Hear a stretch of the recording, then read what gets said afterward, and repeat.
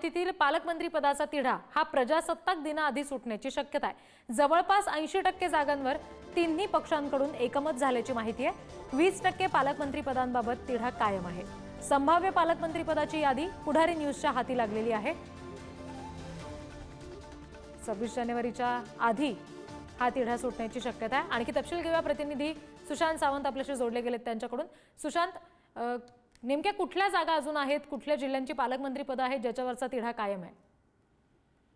रिद्धी, आपण जर बघितलं असेल तर सरकार स्थापन झालं, त्यानंतर खातेवाटप झालं, मंत्रिमंडळ विस्तार झाला, मात्र पालकमंत्री अद्याप जाहीर झालेलं नाही। याचं मुख्य कारण म्हणजे अजून 20% पालकमंत्री पदावर तिढा जो आहे तो कायम असल्याची आपल्याला खात्रीलायक सूत्रांनी माहिती दिली। जवळपास 80% पालकमंत्री पदाचा तिढा जो आहे तो सुटलेला आहे। त्यामध्ये आपण जर पाहिलं असेल तर रायगडमध्ये खरं तर शिंदेच्या शिवसेनेकडून भरत गोगावले यांनी दावा केलाय। त्यांनी काल देखील माध्यमांशी बोलताना सांगितलं की मी रायगडचा पालकमंत्री होण्यास इच्छुक आहे आणि तशी इच्छा त्यांनी व्यक्त केली। तर दुसरीकडे राष्ट्रवादीच्या अदिती तटकरे हे मागच्या सरकारच्या काळात पालकमंत्री होते, त्यामुळे त्यांना देखील रायगडचं पालकमंत्री पद मिळावं अशी त्यांची इच्छा आहे। त्यामुळे रायगड असेल, त्यानंतर दुसरा कोल्हापूरमध्ये देखील राष्ट्रवादी व काँग्रेस आणि एकनाथ शिंदेच्या शिवसेनेमध्ये रस्सीखेच आहे। तर तिसरीकडे मुंबई शहर आणि साताऱ्यासाठी देखील भाजप आणि शिवसेना आग्रही आहे, कारण एकनाथ शिंदेच्या शिवसेनेचं असं म्हणणं आहे आम्हाला मुंबईमध्ये एखादं तरी पालकमंत्री पद द्यावं, कारण मुख्यमंत्री पद मिळालं नाही, त्यामुळे आम्हाला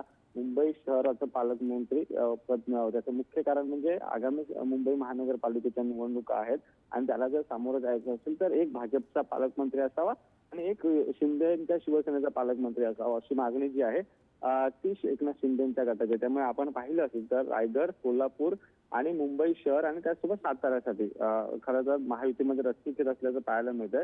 तर दुसरीकडे बीडचे पालकमंत्री पद कुणाला मिळणार याकडे खरं तर विद्धी सगळ्यांचं लक्ष आहे। त्याचं मुख्य कारण म्हणजे बीडमध्ये धनंजय मुंडे यांना पालकमंत्री करू नका अशी मागणी जी आहे ती अगदी सुशांत, संभाव्य पालकमंत्री पदाची जी यादी पुढारी न्यूजच्या हाती आलेली आहे ती आपण आता प्रेक्षकांना सांगूयात। ही दृश्य आपण बघतोय, गडचिरोलीचं पालकमंत्री पद हे भाजपकडेच राहील असं समजतंय। पालकमंत्री नेमकं कोण असेल हे मात्र येत्या काळात स्पष्ट होईल। ठाण्याचे पालकमंत्री एकनाथ शिंदे असू शकतात, पुण्याचं पालकमंत्री पद अजितदादा स्वतःकडेच ठेवतील असं म्हटलं गेलंय। नागपूरचं पालकमंत्री पद हे चंद्रशेखर बावनकुळेंकडे असण्याची शक्यता आहे। एका कार्यक्रमात गडकरींनी सुद्धा याबाबतचं भाष्य केलेलंच होतं। ही एक संभाव्य यादी आहे पुढारी न्यूजच्या हाती आलेली।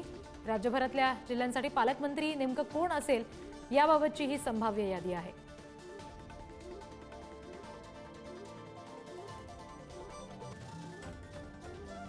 गडचिरोलीचं पालकमंत्री पद हे भाजपकडेच राहील असं दिसतंय। नेमकं या पदावर व्यक्ती कोण असेल हे मात्र येत्या काळात समजेल। ठाण्याचं पालकमंत्री पद हे एकनाथ शिंदेंकडेच असेल, पुण्याचं पालकमंत्री पद अजितदादा स्वतःकडेच ठेवतील असं समजतंय आणि नागपूरचे पालकमंत्री चंद्रशेखर बावनकुळे असतील असं संभाव्य यादीतून तरी दिसतंय।